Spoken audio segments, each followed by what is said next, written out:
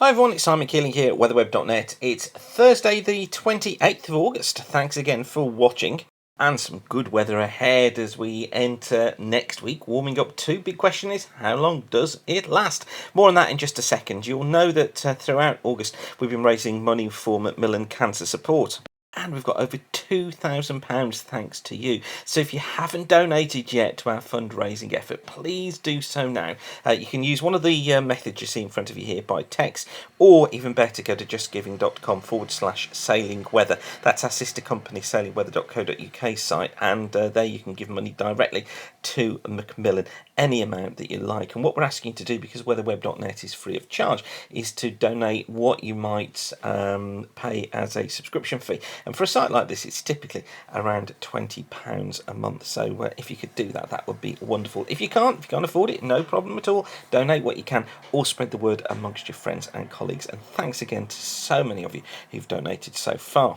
Okay, on with the forecast then, and for the next few days, here's how things shape up. I'll show you the problems of how long this high is going to last in just a mo, but this is today, low pressure centred out towards the west of Ireland today. It's pushing fronts eastwards, and those fronts taking some rain away from Scotland and from East England just at the moment. This cold front coming into the west later, bringing some heavy showers.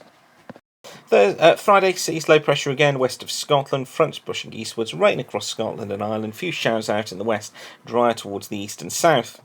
Some rain zips eastwards overnight into Friday. It's cleared away from the southeast though by Saturday morning, and then most areas dry and sunny across England and most of Wales, although perhaps one or two showers out in the west. A few showers for northwest England too, more persistent showers and some outbreaks of rain in Scotland thanks to the low. You notice this high building in into Sunday. Still a little bit of low cloud affecting western parts of Ireland and western Scotland, but generally most of the country dominated by the high pressure. Starting to feel warmer, sunny and dry too. But then that front dragging its way eastwards overnight, probably bringing some cloud and rain through Scotland, bits and pieces of cloud, and one or two spots of rain over the hills of northern England and central Ireland on Monday. But that feature really just dying away all the time as it comes into the high pressure. Dry and fair to the south, warmer too, and probably coming dry across most of Scotland, although a few showers out in the west, but feeling milder than recently. Tuesday, the high looks set to be centred over the top of us on Tuesday. Warm conditions for all, dry with plenty of sunshine. But then the fun and games begin. So this is the mean of the 7 to 10 day 500 millibar heights. It's the anomalies that are shown. So the anomalies are the shading that you see on these charts. And what we have here is a comparison of two models, ECMWF on the left, GFS on the right. And you notice actually there's good agreement between them. Look, this big ridge here built through the British Isles on both models. What's interesting to note though is this little low in the height showing on the ECMWF. It's there too on the GFS, but that really is the feature that causes a question over exactly what happens to the area of high pressure and how long it lasts. You'll remember that I was predicting it would start around the 2nd or the 3rd and perhaps last for 4 or 5 days, which would take us up to around about the 7th or the 8th of September. Now, the GFS at the moment is very, very keen on keeping the high in place for an extended period of time, and the CFS wants to keep those heights in place as well. This is week 1 from the CFS, and so this is going from the 27th through to the 2nd of September. What it's showing is the ridge starting to build up towards the north there. Look, the low, the normal heights running through here. And then by week 2, it's picked up on the idea of the high building in. Look, there it is. And I'll show you a feature in a moment of the MJO that's very interesting, that virtually matches exactly this pattern, with the high up towards the north, low the normal heights here, look down towards the south. That's the week 2 from the 3rd of September to the 9th of September, and then it just wants to continue it through week 3. Yes, it's collapsed away a little bit, but look, built down towards the south here. This is from the 10th to the 16th of September, so our ridge is in here by then. And then into week 4, and well, there it is again. Look, building back in, this time from the south. Here's trough up towards the north, so we've got our ridge built in, something like that. Northern parts of Scotland seeing some rain, but basically staying dry right through across many parts of England, Wales and Ireland. So where's the problem, you might say, if the CFS is going for that? Well, it's that although it looks clear cut, actually there's some subtleties that the models are trying to pick out in their underlying dynamics. This is the 144-hour forecast, valid for next Wednesday. So this is the forecast charts for next Wednesday. You notice we've got Canadian here, we've got the American GFS, ECMWF, and we've got the UK Met in here. All of them at that stage, look, go basically for the idea of high pressure dominating across the country. But notice there are some subtle differences in exactly where that high is. You notice on some of them it's further south, others it's further east. Some have an easterly, others have got it more on a variable flow. But I think we can say there that the high is well and truly in on the 3rd. Now, here's the forecast for Friday. So this is for next Friday, the 5th. And this is where things get interesting, because Canadian, look, got a trough down here through the west of the country. GFS sees the idea of a trough out there as well, as does the ECMWF. But of course, they maintain that high look, basically dominating most of the British Isles. But they're saying, look, this isn't a clear-cut high. There are troughs hanging around, and with that flow, you would expect to see something in this trough trying to undercut the high, and the high trying to get its way further north. And by 2:40 hours, there's quite a discrepancy starting to develop here. Look, see, we've still got this trough out here on the Canadian and on the GFS. But look, the ECMWF has got rid of it. It's tried to build in a ridge, but basically we're coming under the influence of this low here, and it's trying to turn us more into a southwesterly. Why the discrepancies?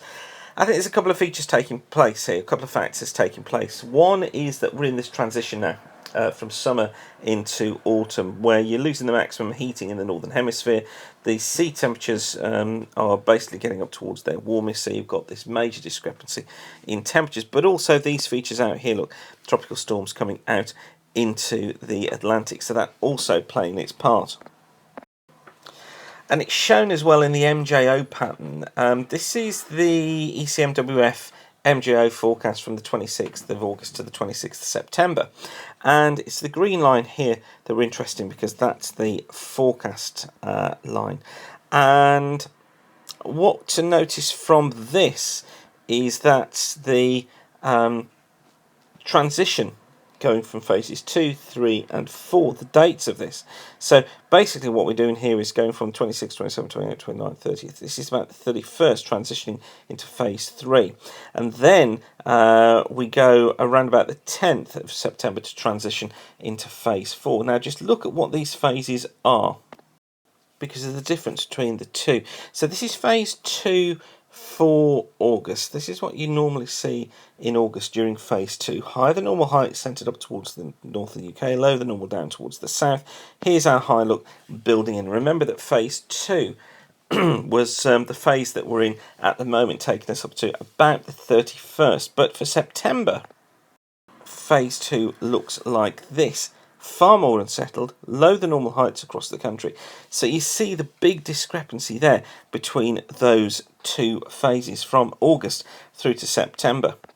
And phase 3 shows much the same as well. So this is phase 3 for August, and you see there that higher than normal heights dominate far more, lower than normal heights down to the south. Remember that pattern that I showed you a moment ago? Look, that's basically what the CFS is trying to predict into week 2. So it's trying to get that high up towards the north. Remember, this was from about the 31st of August that we transitioned into phase 3, and it's trying to get that high towards the north. But if you notice the difference between that and what happens in September conditions, that puts us back into far more unsettled conditions again, lower than normal heights, and you put a jet through here somewhere, so far more unsettled conditions. So we've got this vast discrepancy between those two.